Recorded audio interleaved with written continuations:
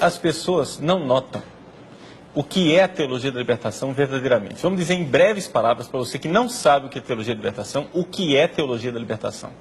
A teologia da libertação, ela não é uma ideia, ela é um jeito de pensar, tá? Então, este jeito de pensar, ele continua atuante. As pessoas continuam pensando daquele jeito. Porque se fosse uma ideia, o Papa poderia condenar aquela ideia, a gente diria, bom, essa ideia é a teologia da libertação. É mais fácil de identificar, não é? Por exemplo, vamos pegar uma heresia, você pega o arianismo, não é? Uma pessoa que diz que o Filho de Deus não é Deus, você diz, arianismo, pronto, condenou, acabou. É um ponto, né? É um ponto, é uma ideia.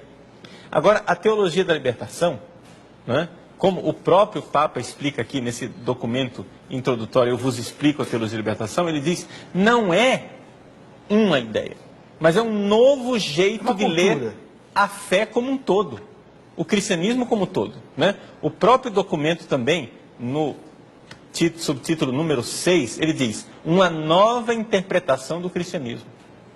Ou seja... Como é que é isso, Padre Paulo? Como é que é essa nova... Porque me parece que aí é que está o veneno, o perigo. Sim, dizer... a nova interpretação do cristianismo significa, né? Vou usar uma linguagem técnica, mas depois eu explico. Significa abolir todo o sentido anagógico, todo o sentido transcendente da fé. O que é o sentido anagógico? É o sentido místico, espiritual, que olha para o céu. Tudo aquilo que é transcendência, tudo aquilo que é espiritual, não. O que é que se faz? Se corta o transcendente e tudo tem aplicação aqui na terra. É uma coisa muito prática, muito real. Deixa eu dar um exemplo. Jesus cura o leproso, não é? O que é a cura de um leproso? É um milagre. É uma força sobrenatural que vem nesse mundo e que realiza um milagre. É Deus que entra na nossa história. Deus que irrompe na história humana e realiza um milagre. A teologia de libertação então diz, não, mas olha, isso daqui não existe. Primeiro ela se disfarça como ciência, o próprio documento diz isso também, né? Essa palavra ciência é muito fascinante, ela se disfarça com a visão científica. Não, nós agora fizemos estudos, nós sabemos que isso daí é a mentalidade daquela sociedade, daquela época, que via milagre em tudo. Mas na verdade não foi isso que Jesus fez. Jesus o que ele fez foi incluir o leproso. O leproso é um excluído da sociedade, professor. É a mesma razão que se nega a multiplicação dos pães ser milagre? Exato, a mesma coisa, né? Multiplicação dos pães é um milagre. Um pão virar 10 pães é um milagre. Não existe força natural que explique esse fenômeno. É sobrenatural. Compartilha, né? Mas aí o que é que eles dizem? Não, isso daí foi a mentalidade mítica daquela época. Eles, na verdade, inventaram esse milagre, mas o que é que Jesus quis? Ele quis explicar a partilha, não é?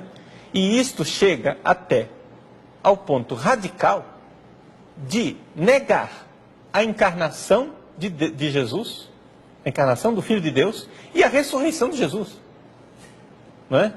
Ou seja, a ressurreição de Jesus. Jesus morreu e ressuscitou? Não, não é bem assim que ele ressuscitou, porque afinal milagres não existem, a ciência moderna já demonstrou que milagre não existe, não é? Então Jesus continua vivo, é a causa de Jesus que continua viva no nosso meio, porque ele está vivo dentro do nosso coração. Está entendendo como é a coisa? Então, a mesma coisa, por exemplo, Eucaristia. Eucaristia? Não, a Eucaristia não é a presença real de Jesus, uma força transcendente, o Espírito Santo que vem sobre o pão e o vinho, realizando uma transformação ontológica no ser. Não, é que a Eucaristia, ela significa uma partilha, é a festa da comunidade, etc e tal. Então, você está entendendo? A teologia de libertação, ela pega todos os dogmas, todos. Esvazia a fé. Esvazia a fé, corta a transcendência, corta aquilo que é a verdadeira fé e transforma o cristianismo como um todo num mecanismo de transformação da sociedade. Então é muito fácil você perceber, você que está em casa, não é? Você ouve homilias. Se não é na sua paróquia, se o seu padre não é da teologia da libertação na sua paróquia, graças a Deus. Mas você já ouviu homilias desse tipo. Você já ouviu homilias desse tipo. Você está identificando. Ou seja, trata-se de pegar tudo, todos os evangelhos. Todos os evangelhos, professor. Tem folhetos dominicais, folhetos de missa.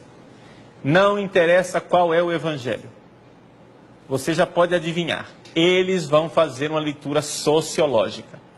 Um dos pontos que eu noto, Padre Paulo, que é assim marcante, querem negar os exorcismos.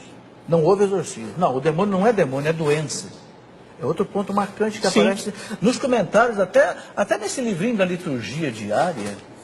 Eu até já escrevi uma vez lá para Aparecida, onde é feito o livrinho, reclamando de que história é essa? De negar que houve um exorcismo. Então Jesus estava expulsando um fantasma da pessoa? Não, não é, é doença, não é? Sim, mas é a redução de tudo que é transcendente ao imanente. Tudo que é espiritual, sobrenatural, divino, há uma força que se explica com a natureza, aqui na Terra. Isto chama-se materialismo marxista. Tá? Então, o documento Libertatis Nuncius condena a teologia da libertação inspirada em marxismo. Aí o pessoal diz assim, tá vendo, Padre Paulo ele é opressor, ele está querendo acabar com a teologia da libertação porque existe uma teologia da libertação boa. Tem uma que é inspirada no marxismo e outra que não é inspirada no marxismo. A nossa não é inspirada no marxismo. Nós fazemos uma boa teologia da libertação. Bom, eu desafio você pode, né, mandar aqui para o programa um e-mail que você me diga um teólogo da libertação, claramente da libertação, que não seja de influência marxista. O único documento que eu conheço que é de teologia da libertação e que não é marxista, foi feito pelo próprio cardeal Ratzinger logo depois desse. Logo depois da Libertatis Nuncius, ele publicou a Libertatis Consciência, que é a teologia da libertação positiva, propositiva, que no fundo é o quê? A doutrina social da igreja.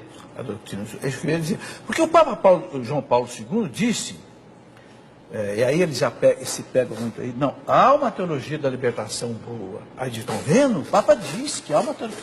Não é a marxista, é a teologia da libertação baseada na doutrina social da igreja. Exato. Claro, essa é boa, essa liberta mesmo. Sim. Essa distinção Aí que está, essa distinção é importante. Existe uma teologia da libertação boa. O problema é que ninguém a pratica. Entende? Quando você vê uma pessoa que pega todos os dogmas, mas aqui é tudo é radical. Tudo quer dizer 100%. Esse pessoal, eles não são de negociação assim, 99% para eles já é derrota. Eles querem tudo, eles querem ou 100% ou nada. Né? Eles pegam e leem tudo, radicalmente tudo, a partir de uma realidade social, científica, imanente, materialista desse mundo. Né? Por exemplo, batismo. O batismo não faz nada com a pessoa toma só consciência de que ela já era filho de Deus. Né? E assim por diante, você vai e lê todas essas coisas, tudo é diluído. Olha, assim. Eu fiquei, Padre Paulo, extremamente... A primeira vez que eu li esse documento, foi quando ele foi publicado, em 1984. Aliás, não foi esse documento. Antes do documento eu li a carta do cardeal Ratzinger. Eu vos explico o que é a teologia da libertação. Que Dom Estevam Bittencourt publicou na revista dele. Foi de lá que eu tirei para colocar nesse livro aqui. E o cardeal Ratzinger dizia assim, que a teologia da libertação, essa marxista, não é uma heresia a mais dentro da igreja, é a pior que já existiu na história da igreja. Por quê? Vejam bem, porque ela não revira apenas um ponto da fé, ela revira todo o cristianismo no avesso. E cria um cristianismo falso, mas com o nome de cristianismo. Aí engana todo mundo.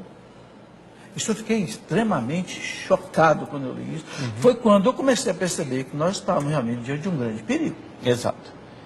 E aqui que está o grande problema, professor. As pessoas acham que... me diga o que é essa teologia da libertação, me diga qual é a ideia dela. Não é uma ideia. É o todo do cristianismo que é relido. O todo do cristianismo. Então, o que é necessário para fazer uma boa teologia da libertação? Para fazer uma boa teologia da libertação, você tem que acreditar que Deus age na sua graça, que existem milagres, que não basta o esforço humano, mas tem que haver uma ação divina transcendente, né? Que Deus pode ressuscitar os mortos, como de fato Jesus ressuscitou, que aconteceram todas essas realidades espirituais, que os pecados são perdoados, que não existem somente pecados sociais, existem pecados pessoais. Quer dizer, existe uma série de coisas que precisa reler. Então, praticamente, para uma pessoa ser curada de teologia de libertação, ela tem que rever a fé dela inteira. Tem que ser convertida. Tem que ser uma conversão.